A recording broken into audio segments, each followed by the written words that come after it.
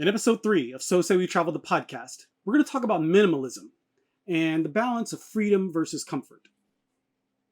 We'll also talk about overlanding, what it is, and how you can do it.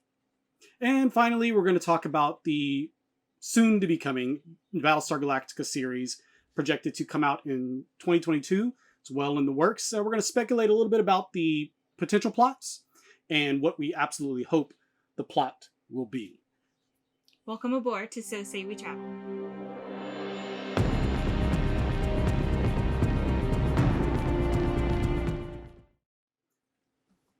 Hello, I'm Sean. Hi, I'm Charlie. And we are So Say We Travel.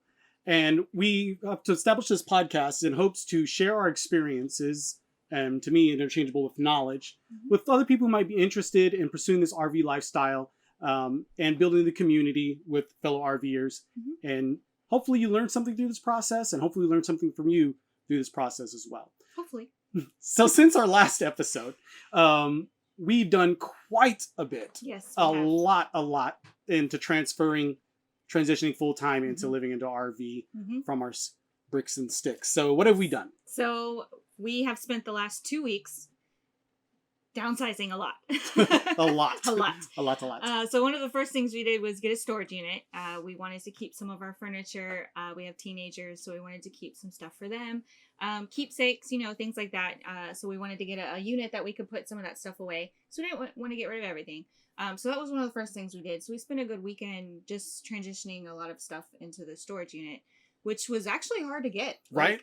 It seems like either a lot of people are moving or something. I don't know what everybody's doing, but storage units were hard to come by. Well, if it's any indicator, we live in Central Texas, and there's certain places in the country where that's true. The real estate market is just blowing out of control because people are moving in. We've got Elon Musk. We're not far from the Austin area, so I know that Elon Musk and I think Samsung or Motorola, one of those is coming too. So a lot of people are coming to the area that we're in. So yes, so either I imagine people are selling their homes and they're putting stuff into storage. Yeah. So while they're moving, or people are bringing stuff to storage and crossing their fingers and hoping that their offer is selected so they have a place to move their stuff into.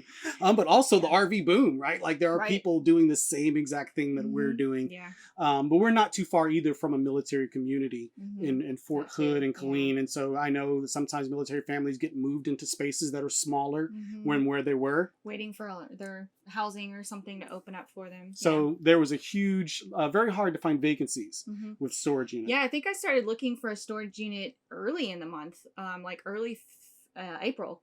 And I was on the wait list for a couple of them and I still haven't heard from them. So but I actually came across one. So we took that up right away and started moving stuff into it. And so they gave us two options and two spots that were available. We really wanted to move on this, so we didn't want to wait for the perfect sized storage unit. But we did get options. We got a 7 by 20, I think so, and then there was a 5 by 10, 15. And so the cost, and then it was climate controlled too. That was the other thing. So one of the smaller one was climate controlled and the larger one was not climate controlled. Yes, so we had to make the decision between the two. The cost between the two was a matter of what, $40. Yeah. And so I'm sitting here thinking, it's a little hot, it's outside, but we thought, we could have went larger and been better safe than sorry. But I was like, no, we'll take smaller and climate controlled, and if we don't have enough space, we just will throw away more stuff, right? So we are really hardcore into going minimal. So we went ahead and decided we're going to go with the smaller space, the 5 foot by 15, and if we can't fit it in there, then it's gone. Staying. We're letting it go. That really helped us be really selective. It did, yes. With downsizing in the house, what we're going to keep, sentimental things versus practical things, like we're keeping furniture for the girls in the future, but also those sentimental things. And so we went through a whole process of cataloging and organizing, putting things in the totes, and we'll make another video or Instagram post about that process. Holding the stuff, and if it doesn't bring you joy, then throwing it right, away. yes. A lot of it came from, do I really feel like moving this? Yeah, that too. And that'll take us into the next thing we did the second weekend, was getting the dumpster. We rented a dumpster, one of the very large one. I think it was at least 7 or 8 feet high and then 20 yards. So it was a large dumpster. And so I rented it from a guy, and he brought it to the driveway and put it in our driveway so that it was there, versus doing the trips, to the dump, because we live in a kind of a smaller town. So the dump's not close to our house. We would have had to drive pretty far to go to the dump. So I debated whether or not doing the dumpster or making the trips to the dump, and it was actually a really good thing because it turned out to be really nice just having it there in the driveway versus making those trips. Definitely. It expedited the process so much. It did. And it let us you didn't have any second thoughts. Right. So, and it was a 3-day rental too, which was really convenient. He came on a Friday morning and dropped it off, and then he picked it up on a Monday morning. So that was really convenient as well, just having that for 3 whole days, because we could put everything in the garage and get everything ready and then put it all in there. And then it still gave us time to figure out, do we really want to keep this or do we want to dump it? And the 3 days worked out for us too, because from what I understand, we had a weight limit on what we could put in the dumpster. Yes. And so It was forecasted to rain. Yeah. And so they say, we couldn't put no more than 2 tons in it. And it was like, 2 tons, that's nothing. Like that's, we will definitely not put 2 tons worth of stuff in there. But then you think about it, if a couch gets wet, all that stuff's soaking. If a mattress gets wet, like you could easily go over that 2 tons. Yeah. So having the 3 days let us wait out the rain on one day. We put all the stuff in that wouldn't be affected by moisture. Right. Before the rain came. We worked right up until the point the clouds are rolling in. It was starting to come down. Yeah. But we kept all the stuff that could absorb water. We kept it in the garage. And then the next day when it was sunny, we went ahead and loaded it all up, threw it all away. Yeah. But another point, just back to the minimalism thing. You go through the process of getting the stuff organized, putting it in the truck, driving it to the dump. That adds more steps in the process where you're sitting there thinking like, do I want to keep this? Yeah. Do I want to keep this? Do I want to get rid of it? Having the dumpster right in front of the home allowed for a purge. Like we sat there and you could easily pick up an object. Am I attached to it or not? If the answer was no, like, like toss it. We were just tossing it. It was so good, so therapeutic. And one thing it pointed out for me was we filled this dumpster. Yeah. Filled it to the brim. Yes. And if tomorrow we decided to change our minds on everything and still live in our home, we still had enough stuff in our home to live from day to day. Yeah. Yeah. This is before we put things in storage. And it just shined the light to me on how much stuff that we had that we hadn't even touched or looked at I in actually years. Found a box that came with us from our previous house. It wasn't even unpacked. So that was a huge perspective. Yes. Yes. Yeah. There was a lot. There was a whole closet of stuff that we never touched. It just came with us from the other house, and you think you're going to use some of this stuff, but you don't. It was in this closet that doesn't even get opened. So that's kind of the thing that when we first started on this journey was like a switch flipped. And we're like, wait, why are we paying for this massive home? Yeah.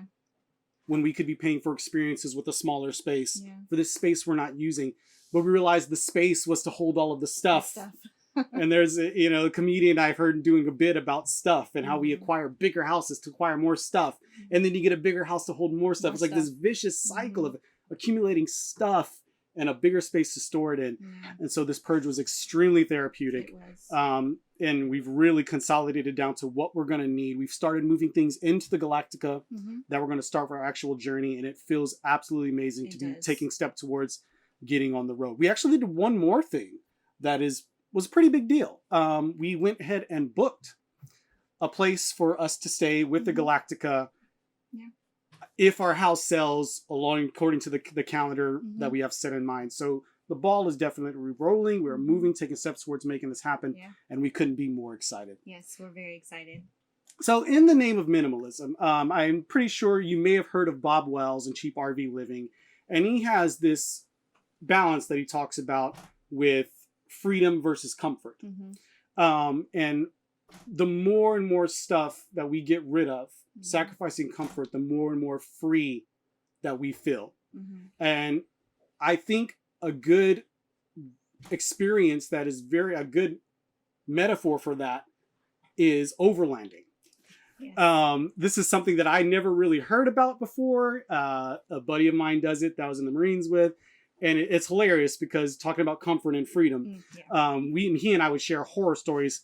Well, share horror stories. We'd reminisce on our time in the Marines and how we'd be sleeping in dirt holes, and we could move. right? If you had everything you needed in your pack, Yeah. we could traverse the countryside, and we traversed a good bit of Afghanistan very, very quickly, very, very little holding us back. We'd be in one spot one night, literally in a different spot the next night.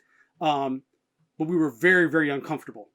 Very uncomfortable. It's just the nature of the business, you know, like you build memories out there with the guys and everything. But so reminiscing on that, he went and pursued this overlanding thing, being very uncomfortable, but he's able to go way, way further than we are. So we wanted to get some insights from him and just talk a little bit about minimalism and how when you sacrifice that comfort, the freedom that it gives you and how far you can go. And overlanding does entail a lot of that. So we have Nick from Project Escape Society going to tell us a little bit about overlanding and some things involved with that.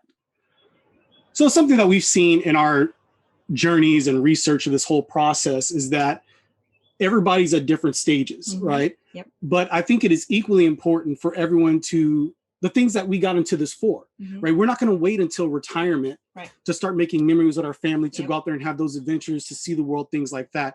And like we've always argued that you don't have to have the perfect truck. You don't have to have the perfect RV, right? Take what you got. We took what we had and we got out on the road and started making it happen. And one thing I've really learned through this whole process is that there's this whole thing called overlanding, right? Where people are going out there literally just in their vehicles and they're making magic happen. They're making memories out there.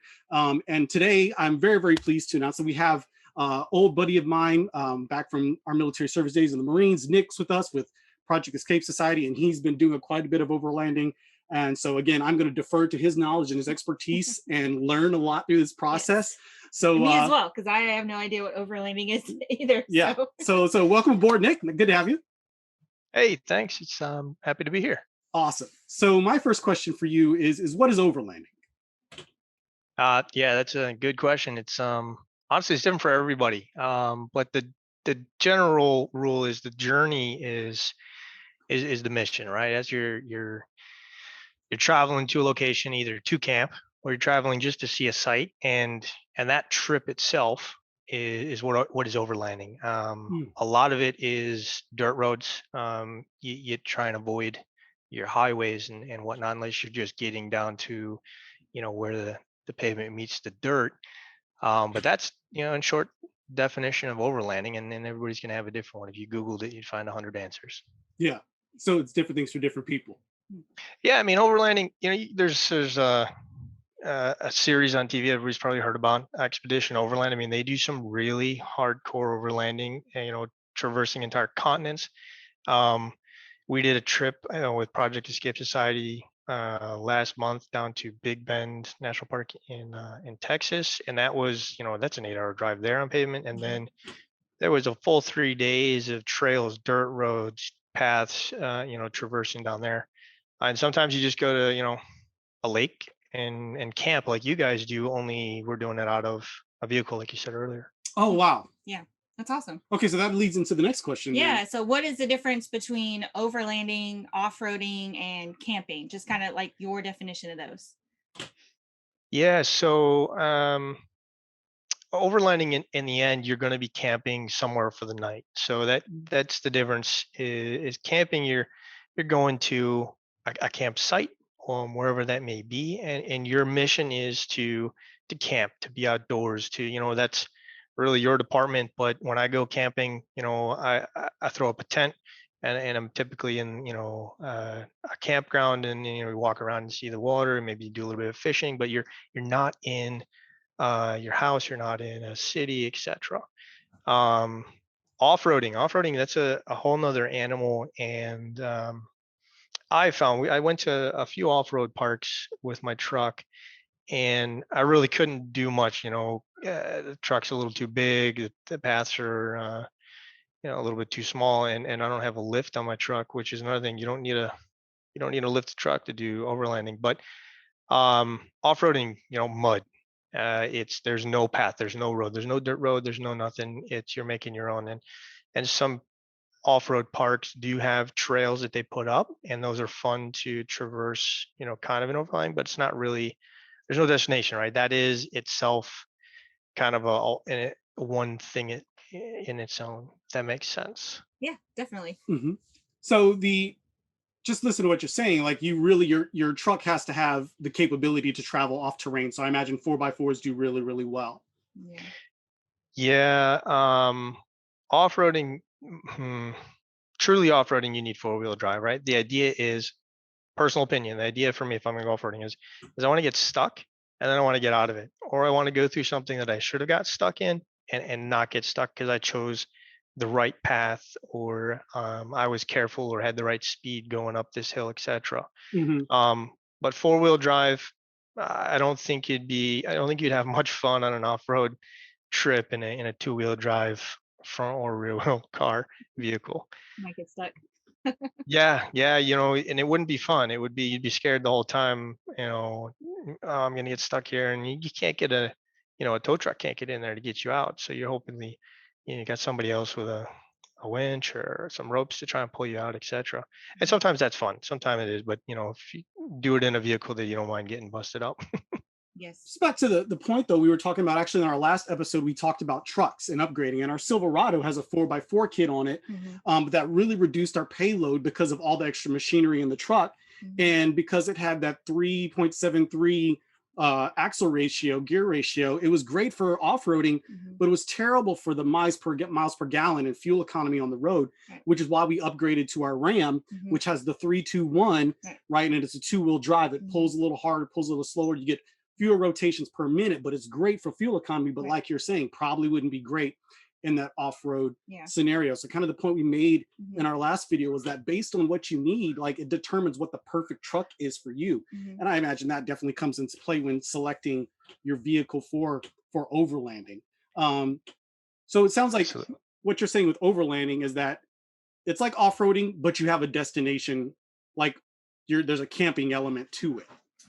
Yeah, exactly. Big Bend, we had literally camped at the most southern portion of Big Bend, on the Rio Grande. We could throw a stone and hit Mexico.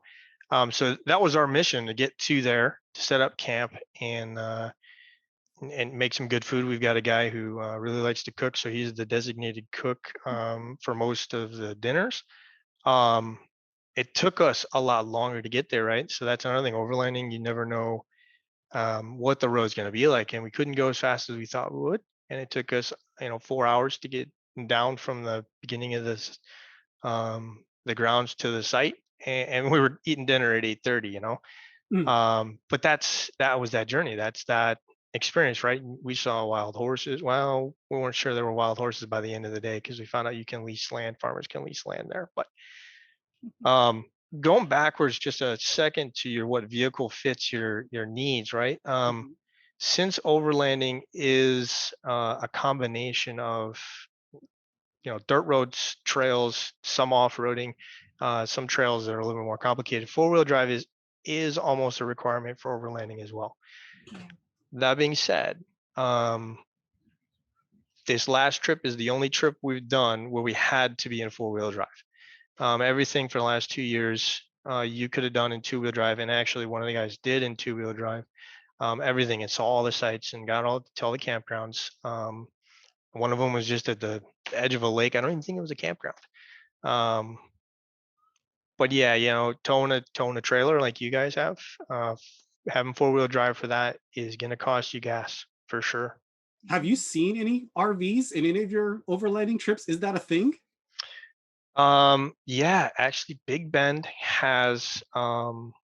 We went to the more complicated portion of it, but Big Bend actually had a lot of trailers, a lot of campers, because the entrance is pavement, and then a lot of the side roads, a lot of the roads that you can traverse the whole campground in, um, are paved, so you can take your camper and you can go to a camper site and do a trip there. We wanted to do the roads that aren't really traveled, even though there's a ton of people who travel them, but less traveled, I guess you can say. That's the goal. Mm-hmm. Um, so there was no campers there. There's small trailers, and you've seen them around, I'm sure. They're overlanding trailers, or they're small camping trailers, but they're basically one axle, and they sometimes have a kitchen in them, sometimes have a fridge, sometimes they're just storage, but they have the bigger tires and a suspension, so if they hit some rocks you don't break. either your trailer or everything else. There were a few of those. Um, I but think yeah, when we we've first started talking about this, you sent me a text of this trailer. It looked like yep, a teardrop, but it looked like a tank. yeah, Like crazy big tires on it and like Oh, all yeah. this like Yeah. tactical looking gear on the outside of it. So I imagine that's an overlanding travel trailer. Yeah, probably. That's Y- awesome. yeah, and those are like $20,000 to $50,000. So that was more of a pipe dream than anything. Oh man. I That's think it's cool, but Yeah, so that takes us into my next question, right? So we're talking about people getting out there and making memories, right? mhm. Even if they're Mhm. not doing full-time travel trailing, like getting out there and doing it. How accessible is this? Is overlanding expensive? What did you have to get started? What, as far as gear, what all did you invest to get this process started? um, just my truck. So, and I didn't even need that. Let's see. So back in 2010, I bought a Chevy Silverado 1500 Z71, and the four-wheel drive eventually busted on it because I was, messing around in the winter in Illinois. Mhm. But um, that was only a $2,500 truck, and I could have done everything I have done so far in the last 2 years, probably escape society with that truck. Currently, I'm driving a Toyota Tundra, which is more costly. So, but you don't need it. Um, heck, we saw in Big Bend on the same trails we were going down, with the exception of one. Black Gap is a trail you wouldn't do this on, but there was a Honda CRV Mm, that made it um, all the way back to where we were. So, to answer your question, what do you need to start? You don't need anything. You need a vehicle. And really, for overlanding, you could find a dirt road. In North Texas, there's a lot of dirt roads. You could go into Google and you could say, stay off the highway. You can look at the roads and plan yourself a little route for 2 hour drive and just stay on dirt roads, county dirt roads. Some of the best trips that I've had were just northeast of Waco, and we didn't have a plan. We just went out there and we drove around on these dirt roads, and it started raining, and we were like, "Oh man, I don't know if we're on the road anymore." It was a county road on the map, but it was going straight through this guy's field, and it was getting muddy and it was raining, and then eventually it ended. We had to turn around because like the road did not continue through the creek. um, that you might have needed four-wheel drive for because getting out was a little fun, but the whole rest of the trail you could have done, in a car. You could have done in an old Jeep. You could have done in an old truck. You don't need 50,000. You watch these videos and guys got $100,000 worth of gear. hmm You don't need that. It's nice. It's helpful when you do a trip down to South America. You're gonna need it, but to do a trip for 2 hours, around your area, you Yeah, don't need it at all. yeah. There's campgrounds north of us, west of Denton, towards Decatur, that it's actually federal land that Mhm. is set up with trails, dirt trails. They aren't dirt, but you could drive them in, a RAV4, right? You have the clearance in a RAV4 to do anything that's up there, and it's literally designed. The feds literally went in and said, "All right, we're gonna make these trails," and then they block off half of them with posts and say you can't go down here. And then the next month they open up, different paths and close the other ones you originally on. So everything's different and changes all the time. It was a ton of fun. We've been there 3 times now. All right, so the cost, the bare minimum cost for overland, right? If you're doing a camping at the end, you're going to need at least a tent. You don't need a rooftop tent. I've been camping out of I literally have one box, 3 foot by 2 foot box that I put all my gear in. A tent, got my own cooking gear, right? I want to be self-sufficient. I want to make sure that if I'm out there by myself, I'm not going to, starve. Water storage, you're going to bring your own water. Food, if you want cold food, or if you want to eat dried food, if you're just doing a 1 day thing, that's fine. But you do need some of that stuff to go overlanding. And then the big expense is, even if you don't have an expensive vehicle, the biggest expense is going to be your vehicle. Mm, You're going to break something.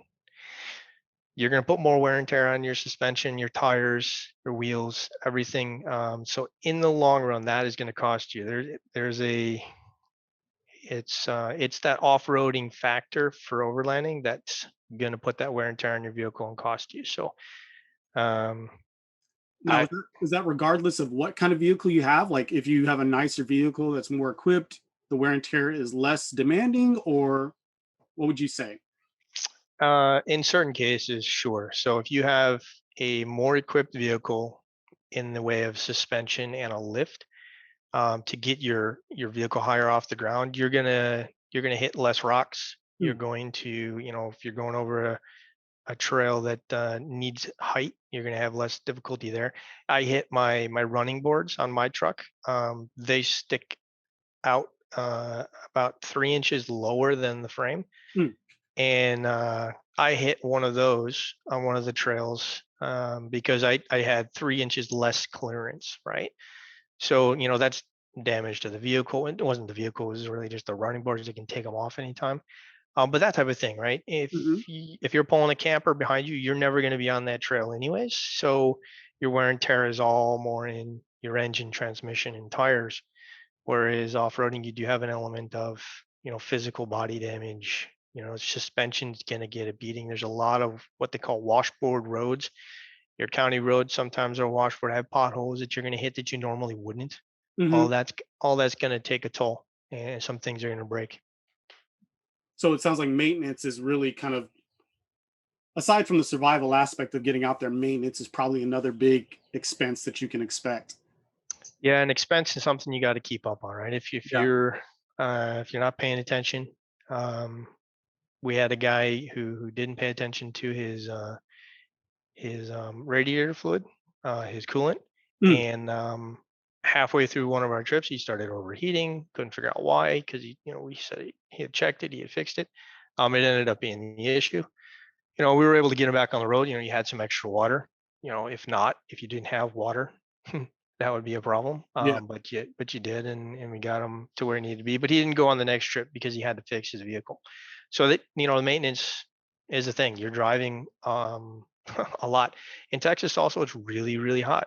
So you want to make sure that your filters are clean. You got nothing going on with your engine that's not supposed to go on, because if it's 110 degrees out and you're not going very fast, you're going 10 miles an hour on these roads, you're not going to have enough breeze, so to speak, through your engine to cool it off, and you Oh, may have some wow. issues. Yeah, yeah, yeah. I didn't even think of that. Yeah, Crazy. yeah, we got lucky when we went to Big Bend. It only hit 100 on the second day. Every other day, it was actually like 70 the first day, um, and 75, 80 the next day. So our vehicles were perfect. It worked fine. There's a lot of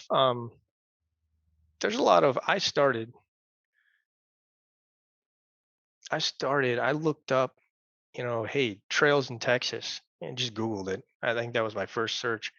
And it ended up, overlanding trails and huge trails and Big Bend, and then, doing the whole world, all that. But if you wanted to start overlanding, Google a freaking trail around your area, get in your vehicle and go see what happens. Yeah. Yeah, yeah. And just don't do anything crazy and you'll be fine. So I be like safe driving. and Go work with ahead. what you got. Yeah, you can, absolutely. You do Mhm. not need, you know, it's cool. All those trucks out there, they look cool. That's great. I want to be there. But I'm telling you, you don't need it. It's awesome. I use a tent. I use a $50 tent from Cabela's. So how do you start? Like what's the best way to just start? Do you recommend doing it by yourself, or do you recommend always having somebody out there with you as well? Oh, that's a good question. So, how would you start? Really is this is where overlanding and it gets different. You may like finding these areas on your own, right? Somebody told me a long time ago that the best way to travel is by yourself. And they weren't taking into account, marriage and taking your spouse with you, but what they were saying was the goal was when you're with other folks, right? You're distracted. You're what are they seeing? What are they saying, etc. When you go by yourself, you're seeing everything for yourself. So I recommend going by yourself or with your significant other. Get in the Hmm. vehicle and just go drive and see what's out there. Um, and then when you get a group, right, that's when trips you plan bigger trips. That's when you get ideas from other. We had a guy who made his own rack, and we all were like, hey, you can try doing this. You can try doing this. He's building his own trailer right now on our Project Escape Society Instagram. He's got a picture of a design. He's an engineer that he put together for it, and all of that is basically 4 or 5 guys sitting down at a campsite going. One guy says, hey, I want to make a trailer. And we're all like, hey, cool, what are you going to do? Put water here and this side over there. That's And awesome. then he developed this idea. um but at the end of the day, to answer your question, how would you start? If you got a vehicle that can go on a county road, dirt road, um at least that, just find yourself a trip, 1 hour out, 1 hour back, find a town an hour away, and just plug in GPS to stay off highway. Look at the imagery. You're like, all right, this is a dirt road. All right, this is a dirt road. Um, One thing to be cautious of, though, is Texas has got a lot. Actually, Texas is a far greater number of private property Mm. than anywhere else I've seen. So sometimes you'll have to turn around. You get to a dead end and it's somebody's front door gate, and oops, I guess I'm backing up. And it happens. It's okay. That's part of that journey. And you turn around and you go back the other way. You wave to the guy as as you're driving out. And then you find a new route, and that was part of your journey. That was part of your overland. We're talking about that story now, and that actually happened to me. But you never want to cross into the point. You never want to cross into somebody else's property, because it's really easy to do. And It's Texas. All right. Gotta be could- careful. You could walk into the wrong one. Announce yourself. exactly, exactly. There are overlanding websites. There are trails and map um, applications. You can simply just find something near you. Just go do it. Mhm. What do you lose, right? You spend 2 hours on the road, as long as you're not being crazy, and then you drive home and you see if you liked it or not. So Um, true. So yeah, speaking of websites, right? It sounds like you've mentioned on multiple occasions, you've got an organization of some sort, Project Escape Society. It sounds like you have a group of individuals who are of like minds trying to get out there and do this together. I imagine you can go further when you have someone else with you, because there's an extra safety factor, right? You don't be stranded up there by yourself. And yeah, it's with you, that increases your range and places you can go. So tell us about what is Project Escape Society, and then what is that to you? What has it been for you? And just any information you want to share on that. sure, yeah. Project Escape Society, like all good things, it kind of just developed overnight. Just kind of came into existence. But man, 2 years ago, decided to, me and two buddies were like, hey, you know what, let's just do it. Let's just go camping. We really wanted to do overlanding because it sounded really cool. I mean, we were ignorant to how, what everything was and how it worked. But just like you guys, we said, hey, let's just go camping and let's just see what happens, right? I actually slept inside my truck in a sleeping bag on the back seat for that trip. And we got ourselves into some of the trails around Lake Whitney, and we drove around and saw everything. And then we found an entrance to the lake, and the water was really low. And we're like, hey, let's camp here. We camped there, made a little campfire, and sat around and talked. And then Project Escape Society developed that That's awesome. evening. Got some drone photos of literally our first camp. Um, one guy had a rooftop tent, and he was sleeping in that, and the other two of us were sleeping in the vehicles. And then it developed, right? It was three, and now it's six folks. We have a Discord, Project Escape Society, an Instagram, Project Escape Society, and the mission is really the name, Escape Society. Not that anything is wrong with, like, we're running from something, but sometimes you got to get out and get into the trees and realize that the pavement is good, but back to the basics Yeah, is yeah. better. You Um, talking our language, man. Yes. yeah, and that was how Project Escape Society came into being. And then it was every other week. We did a different camping site. There are just like you guys. We literally started out, hey, let's go to this campsite, and then for the whole day, right? We'd get to the campsite, we'd set up, and then we'd go drive.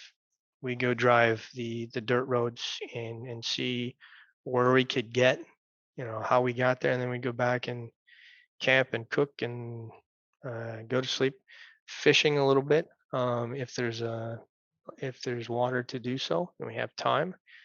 But it's a lot more road than you guys. It's a lot more trails. Mm-hmm. And then Big Bend was that was the end goal. We were like, hey, we want to do Big Bend, but we're not ready yet. That was 2 years ago. We were like, well, let's do Big Bend. And it took us 2 years to get to where we were ready to go ahead and do that trip. I'm definitely gonna maybe pick your brain at some point about that trip, because we did Palo Duro, but Big Bend was definitely it's on our radar as far as we want to get that trip in. Mm-hmm. So down the road, maybe reach out to Project Escape Society, get some insights on that trip. Nick, thank you so much for your time and your insights. It's been really, really cool learning through your experience. Mm-hmm. And that's what we're hoping to do for everyone who's involved in our community, in the RV community. We're learning from other people's experience, and we're sharing our experiences, and hopefully teach other people and give them a little bit of knowledge based on our insights and what we've done. So again, one more time, where can people find information about Project Escape Society? Started Instagram, Project Escape Society, one word on Instagram. We've got a couple photos of Big Bend out there, and then some of the guys' trucks and dogs that come with the trip. But yeah, Project Escape Society on Instagram. Look us up. Very cool. Yeah. Well, again, thank you so much, Nick. Yes, and thank you, Nick. See you down the road, man. See you down the road. Yeah, no problem. Take care. So it's come that point of the show where we go ahead and talk about some Battlestar Galactica. Before we get into the episode reviews, I just wanted to address something that I've been asked by multiple people who know we are doing this and know these podcasts. They've asked, how do you feel about this remake of Battlestar Galactica that's coming out? Yeah. And so I really hadn't done a lot of research. We knew it was going to be a thing. Mm-hmm. You heard about it and you told me about it. What did you hear about it? I just saw it. It popped up on my feed, I guess, because I've talked about it before, or I've looked up like characters and stuff. You know how Google does their tracking. So it came up that the new series was being filmed, and I hadn't known anything about it. So I told him about it because you know a little bit more about the show. Yeah, definitely. So I had heard something again before she mentioned to me years ago. As soon as the series aired in 2004, everybody, their mom was like, well, when's the next one coming out? When's the remake coming? Like as soon as it was over, people were wanting more. So the conversation's kind of been happening in different circles. But officially, NBC, who now owns Battlestar Galactica, they have their new streaming service, Peacock, coming out. And from what I understand, this is going to be one of their flagship franchise shows that they run on Peacock. So we know Peacock has just recently come out as a streaming service. And same deal with Battlestar Galactica. It was announced actually formally late in 2019 that they were going to be doing a Battlestar Galactica show, a new one on Peacock. And this was going to be headed up by the executive producer, Sam Esmail, and I hope I'm not saying that incorrectly. He is also the executive producer for Mr. Robot and Homecoming, but also director and partial writer for some of those, from what I understand. And then the lead writer is going to be someone named Michael Leslie. So it's definitely in the works. It's in the pre-production phase, and it's pretty well underway. From what I understand, according to Bill McCormick at NBC, that there were draft scripts actually dropped on executive producers' desks in August of 2020, September timeline around that area. But because COVID, the global pandemic, everything is being delayed. We're seeing it in Hollywood. Battlestar Galactica is no exception. It's behind the timeline. But right now, everyone's saying if everything goes according to the schedule, we will be seeing the new series on Peacock in 2022. So there's a lot of different questions that people have, and people ask, well, what do you think about it? What do you think is going to happen? Spoiler alert. If you haven't yet watched the show, we're going to be talking about the ending right now. So if you don't want to be spoiled, go ahead and skip to the next chapter where we talk about where we speculate the plot will go. Give you a couple seconds to do that. Alrighty, cool. So at the end of the series, there's a phrase they say all throughout the series, is that all of this has happened before all of this will happen again. And so it's kind of a cyclical thing. And at the end of the series, there's this huge time jump from the end of Battlestar Galactica, where the series ends, to current times, right? Where it shows clips of from the news, media, developing of robots, things like that. And it kind of hints at this, where we develop these technologies. Sometimes our science outraces our ethics, right? And so we will end up in the same spot again. It's actual footage. I mean, you could copy and paste some videos from Boston Dynamics where they have the dancing robots. And then from what I understand, there's Sophia, the robot with citizenship in Saudi Arabia, because it's an AI that's so advanced.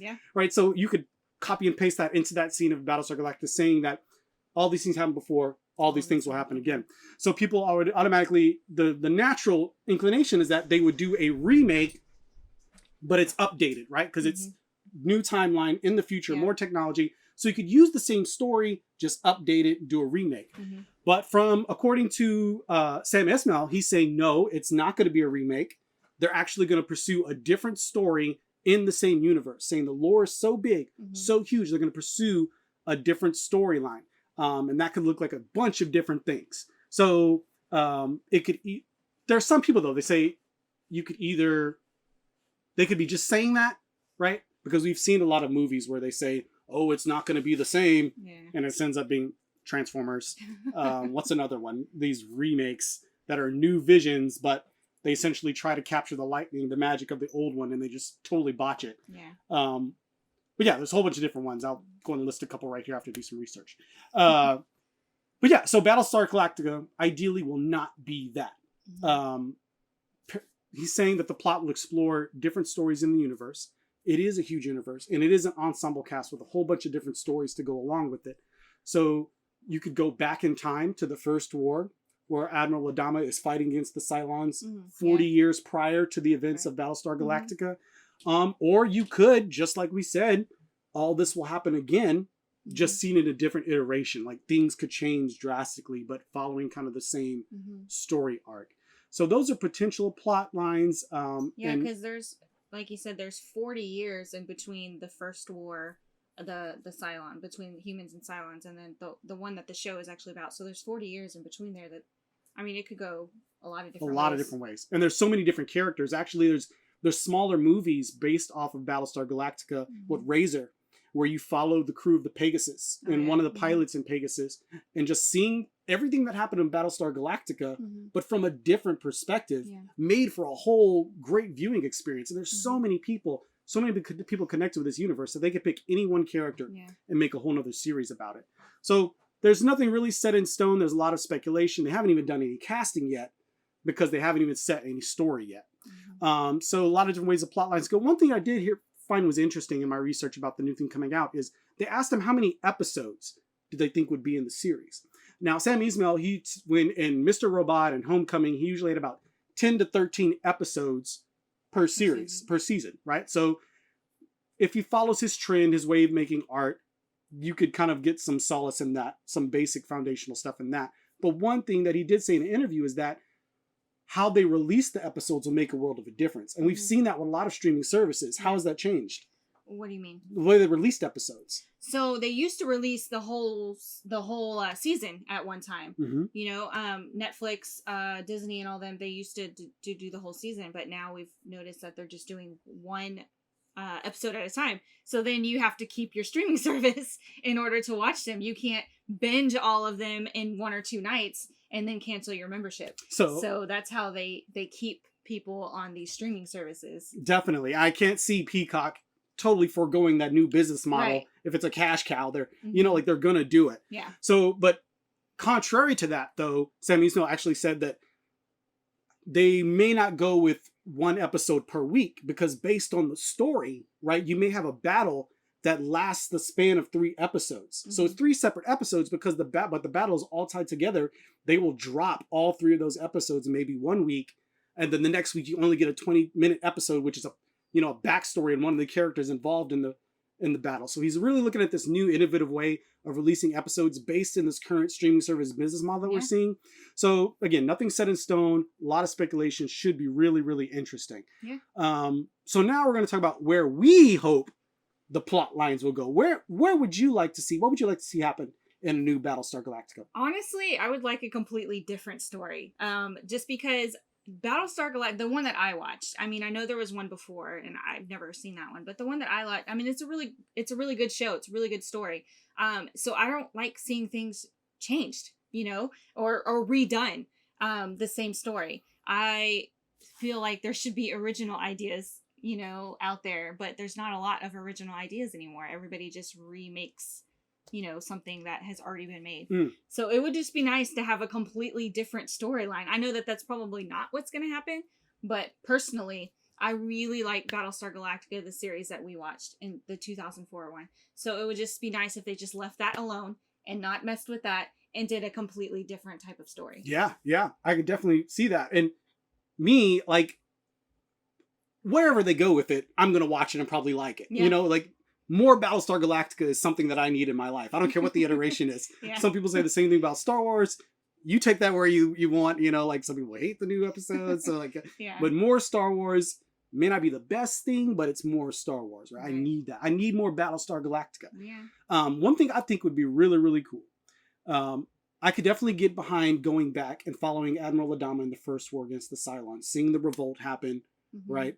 All that stuff. And they kind of did that with the Blood and Chrome and Caprica series, where you show kind of how the Cylon AI becomes sentient. Yeah. But I want them to kind of go a little more forward and show where the revolt happens, where the war happens. That'd be cool. Yeah. But really, I want to see what happens to them after, spoiler alert, I'm going to talk here about the ending of Battlestar Galactica. So if you don't want this spoiled for you, go ahead and skip to the outro chapter and maybe come back and watch this after you finish the series. All right? Okay, cool. Awesome. So at the end, they send all of their technology, all of their ships and everything into the sun because they want to start over. Right. I want to see that life on New Earth starting over. Yeah. Like, how did they integrate with the humans, the primitive races that were already there? Yeah. Did they stay hidden from them? Did they slowly introduce little bits of technology to them to help them grow and advance? Or, I think that was the kind of the